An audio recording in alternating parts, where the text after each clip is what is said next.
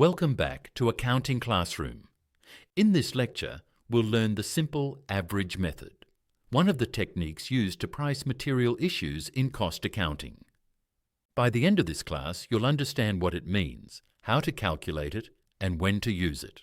The simple average method is a technique used to value material issues based on the average of different purchase prices, without considering the quantities purchased.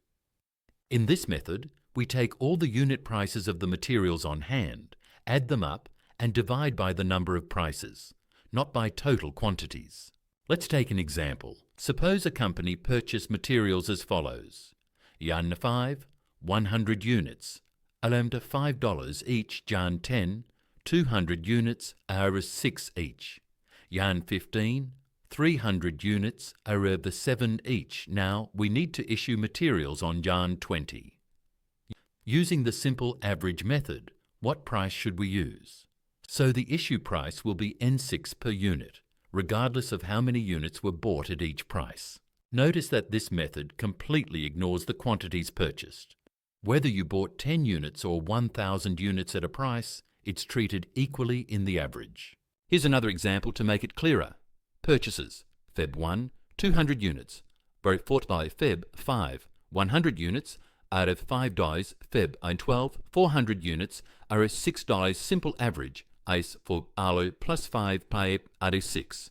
3 are $5 per unit. Even though more units were bought at $6, we still take the average based on prices alone. In contrast, the weighted average method considers the quantity of materials purchased at each price. That's why the weighted average gives a more realistic cost, but it's more complex. The simple average is faster and useful when price changes are small and quantities are fairly even. Advantages of the simple average method include: 1. It's very simple to calculate. 2. Saves time in costing departments. 3. Useful when prices don't fluctuate widely. However, it also has limitations.